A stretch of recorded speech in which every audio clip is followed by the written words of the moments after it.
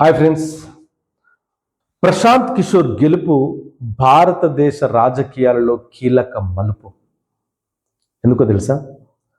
ఈ మధ్య కాలంలో చాలా భయంకరమైన పరిస్థితులు వచ్చాయి. నేను ఇక్కడ ఈ మాట చెప్పడానికంటే ముందు ఒక మాట అంటున్నాను.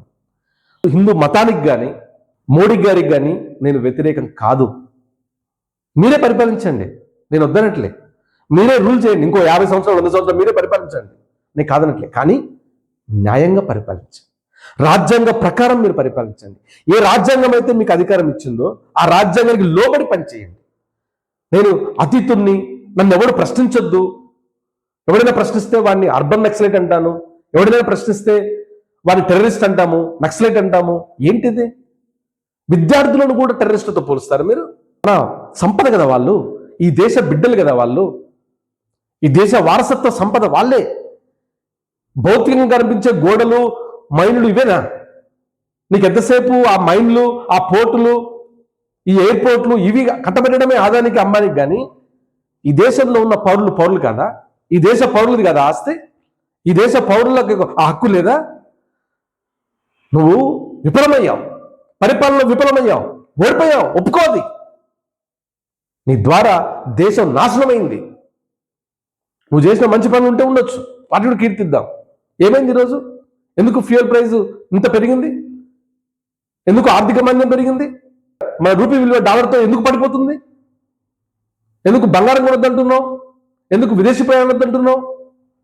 2 నెలల కంటే ఎక్కువ ఏ రోడ్లు ఎందుకు ఉండట్లేవు? 1000 కోట్లు పెట్టి రోడ్లు వేసి 2 రోజులు కూడా ఉండట్లేవు. ఏంటి? ఎక్కడ దోపిడీ? అంతా గుజరాత్ దొంగలకు దోచిపెట్టడమేనని పని. సోదర భారతీయులారా, నా అన్నదమ్ములారా, దయచేసి గమనించండి. నేను దేశంలో హిందూ మతానికి కానీ హిందూకి సంబంధించి దేనికి మేము వ్యతిరేకం కాదు. కావాల్సిన అవసరం లేదు. అవసరం ఉంది, ఎవడు వ్యతిరేకం కాదు. మీరే పరిపాలించండి, హిందూనే పరిపాలించండి. ఎవరిదంటున్నాడు? మీ సంఖ్యను బట్టి, మీ ఓట్లను బట్టి, మీకు వచ్చిన అధికారాన్ని బట్టి మీరు పరిపాలించండి, కదనట్లేదు కదా. కానీ అకౌంటబిలిటీ ఉండాలి. ప్రశ్నకు సమాధానం చెప్పేవాళ్ళు. నువ్వు మానవాతిథ్యంలాగా ఎందుకు బిహేవ్ చేస్తారు? ఇంత పోరాటం చేయాలా? ఇంతమంది చచ్చిపోవాలా? నేను మాట్లాడకుండా ఉండొచ్చు, కానీ మాట్లాడకుండా ఉండలేకపోతున్నాను.